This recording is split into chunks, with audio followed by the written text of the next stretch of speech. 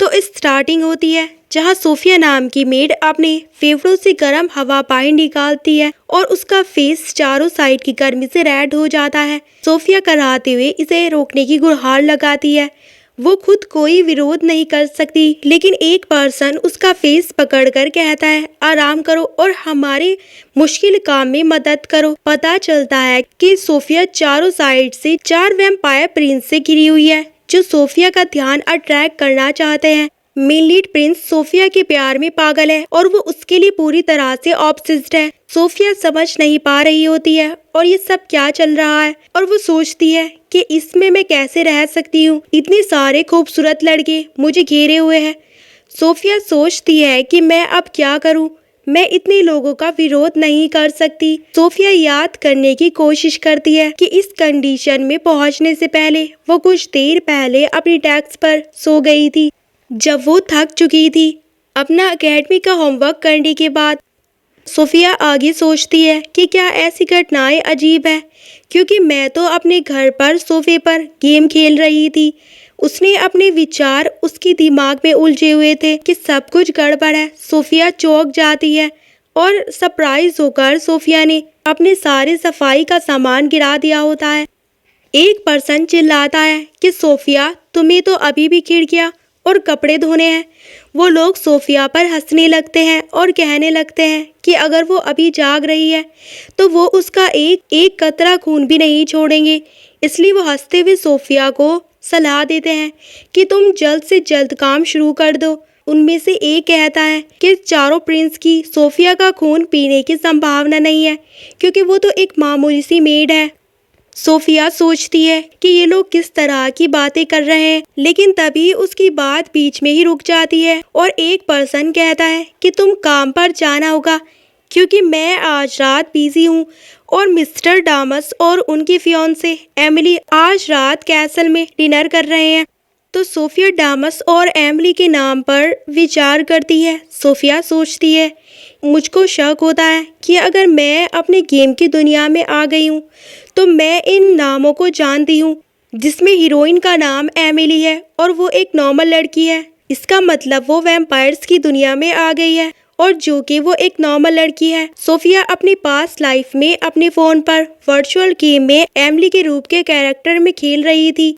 Sophia बहुत डरते हुए सोचती है कि क्या मैं सच में गेम के अंदर आ गई हूँ। ये एक रोमांटिक गेम है जिसका नाम माई वैम्पायर एकेडमी स्वीट ब्लड है। इस गेम में 4 वैम्पायर प्रिंस हैं जो कि हीरोइन एमिली के प्यार में पड़ जाते हैं, और गेम की घटना एक एकेडमी में होती है जहाँ वैम्पायर स्टडी करते हैं। एक नॉर्मल लड़की एमिली गलती से इस एकेडमी में आती है और वो उसके प्यार में पड़ जाते हैं। मेन लीड हर एक के पास अपनी अपनी पावर्स के साथ एमिलिया की रक्षा करते हैं और इस रोमांटिक गेम में उसका ध्यान अट्रैक्ट करने के लिए स्ट्रगल करते हैं। सोफिया को अपनी पास्ट लाइफ में हाल ही में पता चला था कि उसका बॉयफ्रेंड पहले से ही मैरिड है, इसलिए उसने काम से छुट्टी लेने के बाद इस गेम में डूबने का फैसला किया था ताकि वो इस क्रूर दुनिया से दूर रह सके।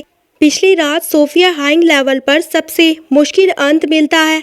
वो डलास को अपने प्यार में पड़ने में कामयाब रही, जो अपने आप में एक बहुत मुश्किल काम है, और अब सोफिया खुद को इस गेम में पाती है। सोफिया कुछ देर के लिए डरी हुई और कांप रही होती है क्योंकि उसे नहीं पता कि आगे क्या होगा, लेकिन कुछ देर बाद सोफिया को एहसास होता है और वो सोचती है कि मैं सचमुच हेवन में हूँ। मुझे परवाह नहीं है कि ये सिर्फ एक सपना है, क्योंकि मुझको कुछ टाइम के लिए सार्वजनिक परिवहन में भीड़ में मरना नहीं पड़ेगा और इसके बदले मुझको इस घटिया प्यार के साथ अब और कोई परेशानी नहीं झेलनी पड़ेगी। वो आगे सोचती है, आखिरकार मेरे पिछले जन्म का बॉयफ्रेंड एक सचमुच भयानक इंसान था जिसे मेरी परवाह नहीं थी। वो आगे सोचती है कि अगर उसने मुझसे झूठ न बोला होता तो शायद इनमें से कुछ भी नहीं हो रहा होता। इसके बाद सोफिया उस बंदी से सफाई का सामान लेती है और पूरे जोश के साथ काम शुरू करने के लिए सहमत हो जाती है। सोफिया के अचानक बदले बिहेव से हैरान होकर वो जाने को तैयार हो जाता है। सोफिया विंडो क्लीन करने लगती है और कहती है कि अब मुझे प्यार की ज़रूरत नहीं है और मैं सिर्फ एक मामूली मेड की तरह लाइफ जीऊंगी। सोफिया को एहसास होता है कि खुश रहने और आखिरकार जीवन में शांति पाने का उसका एक नया मौका है।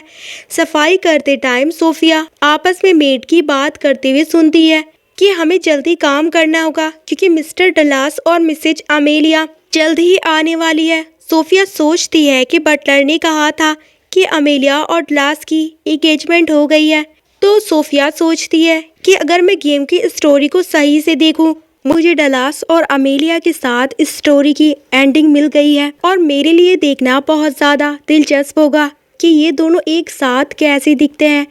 बटलर सोफिया को अपने पास बुलाता है और सोफिया और बाकी लोग मिस्टर डलास और मिसेज अमेलिया का वेलकम करने के लिए एंट्री डोर के पास खड़े हो जाते हैं। दरवाज़ा खुलते ही वे सब मुस्कुराते हैं, लेकिन अगले ही पल अमेलिया बहुत गुस्से में अंदर आती है और उसके साथ मिस्टर डलास नहीं होता है। बटलर पूछता है कि मैडम अमेलिया मास्टर के बिना अकेले क्यों आई है, तो ये सुनकर अमेलिया कहती है कि चुप रहो और अपने बेतु के सवालों से परेशान मत करो, मेरा दिमाग खराब हो रहा है। सोफिया को समझ नहीं आता है कि अमेलिया अकेली क्यों है और अब इतने गुस्से में क्यों है। अमेलिया देखती है कि सोफिया उसे घूर रही है, इसलिए वो पूछती है कि हे तुम, अब तुम्हारे क्या परेशानी है। तो सोफिया खुद को सही ठहराने की कोशिश करती है और कहती है कि मैं सोच रही थी कि क्या आपकी मिस्टर डलास से लड़ाई हुई है। तो अमेलिया रोने लगती है और कहती है कि हाँ, मेरा डलास से सचमुच लड़ाई हुई है। वो दुख और निराशा को रोक नहीं पाती है और वो कहती है कि डलास ने दुखी होकर मुझसे कहा है कि उसने सोचा नहीं था कि मैं ऐसी होंगी और उसने मुझे ये नहीं बताया कि उसने मुझे कैसे देखा, लेकिन मैं उसके जवाब से साफ तौर पर निराश हूँ। अमेलिया चिल्लाते हुए कहती है कि मैं उसकी फियोंसी हूँ और नहीं चाहती कि डलास दूसरी लड़कियों के साथ मेल जोल रखे। मैं चाहती हूँ कि डलास मुझे गले लगाए और वो दिन भर मेरे लिए कविताएं लिखे। एमिलिया आगे कहती है कि मैं डलास को अपने फियोंसे की सिंपल बात न समझ आने से तंग आ चुकी हूँ। सोफिया को हैरानी होती है कि एमिली का इतना बुरा कैरेक्टर क्यों है, उसे तो एक ईमानदार और मासूम हीरोइन होना चाहिए था। सोफिया सोचती है कि अब मुझे अपने सामने एक उन्मादी लड़की क्यों दिख रही है।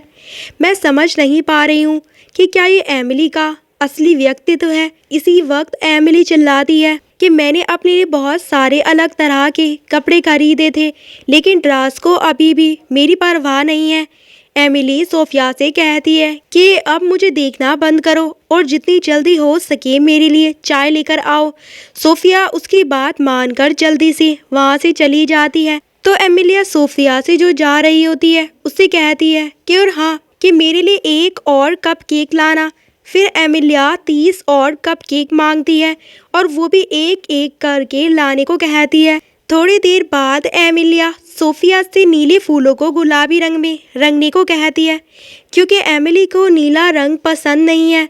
थोड़ी देर बाद एमिलिया को डलास की एक पेंटिंग मिलती है और वो सोफिया से कहती है कि इसे जितनी जल्दी हो सके फेंक दो, क्योंकि मैं उसका चेहरा नहीं देखना चाहती। थोड़ी देर बाद एमिलिया एक चाय का कप तोड़ देती है और सोफिया से कहती है कि टुकड़े उठाकर कप को वापस जोड़ दो। तो एमिली सोफिया का मजाक उड़ाती है और कहती है कि मैंने एक मेड इसलिए रखी थी ताकि मेड मेरी सारी इच्छाओं को पूरी कर सके। वहीं सोफिया उससे कहती है कि मैं कप को नहीं चिपका पाऊंगी, इसलिए बेहतर होगा कि मैं आपके लिए एक कप का एक नया सेट ले आऊं। ये सुनकर अमेलिया को गुस्सा आ जाता है और उसे दीवार से धक्का देती है और वो चिल्लाते हुए कहती है कि मैं तुमसे पूरी तरह से निराश हूँ, क्योंकि तुम मेरा सभी इच्छाओं को पूरा नहीं कर सकती। इसलिए एमिली सोचती है कि सोफिया में प्रतिभा नहीं है। जब सोफिया गिरती है तो वो देखती है कि कप के टुकड़े से उसे चोट लग गई है। सोफिया अपने हाथ से खून बहता हुआ देखती है, लेकिन किसी रीज़न से ये रेड नहीं होता बल्कि पिंक कलर का होता है। तो अमेलिया भी उसके हाथ से बहते खून को देखती है और समझ नहीं पाती है कि क्या हो रहा है। थोड़ी देर बाद वो भयभीत होकर देखती है, क्योंकि उसके इंजर्ड हाथ से, जिससे खून के साथ साथ हवा में एक अद्भुत खुशबू फैल रही होती है, जिसे कैसल के चारों ओर हर कोई महसूस कर सकता है। इसी वक्त एक ही कमरे में मौजूद चारों प्रिंस इस अद्भुत खुशबू को महसूस कर लेते हैं और उनमें से एक कहता है कि वो हमें मिल गई है। एक कहता है कि मुझे एहसास हो रहा है कि हमें जल्दी करनी चाहिए क्योंकि हमसे पहले कोई और उस तक पहुंच सकता है और ये खूबसूरत खुशबू किसी और की भी हो सकती है। चारों प्रिंस इस खुशबू को खोजने के लिए निकल पड़ते हैं।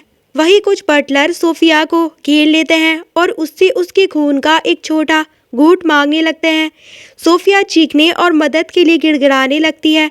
वो सोचती है कि ये सब क्या है, मुझे समझ नहीं आ रहा है कि चीज़ें इस तरह से कैसे हो गई है।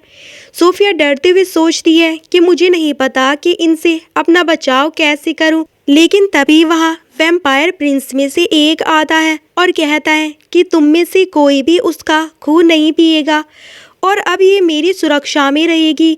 अगले ही पल वैम्पायर प्रिंस कहता है कि सिर्फ हम चारों ही इस खूबसूरत खून को पीने के लायक हैं और कोई भी कमतर वैम्पायर उसका पास भी नहीं खड़ा होगा। सोफिया डर जाती है और उसे एहसास होता है और वो सोचती है कि मैं इन वैम्पायर्स को जानती हूँ। ये 4 खूबसूरत वैम्पायर्स हैं जो इस गेम के मेन कैरेक्टर्स थे। सोफिया हैरान होकर सोचती है कि क्या ये चारों प्रिंस सचमुच मेरा ब्लड शक करने वाले हैं। मुझे अब समझ नहीं आ रहा है कि क्या करूं। आखिरकार ऐसा लगता है कि मेरा नॉर्मल पीसफुल लाइफ का प्लान यहीं खत्म हो रहा है। कुछ देर बाद वो सोफिया को टच करता है और विक्टर उससे कहता है कि क्या तुम थोड़ा सा खून दे सकती हो। ये सुनकर सोफिया डर जाती है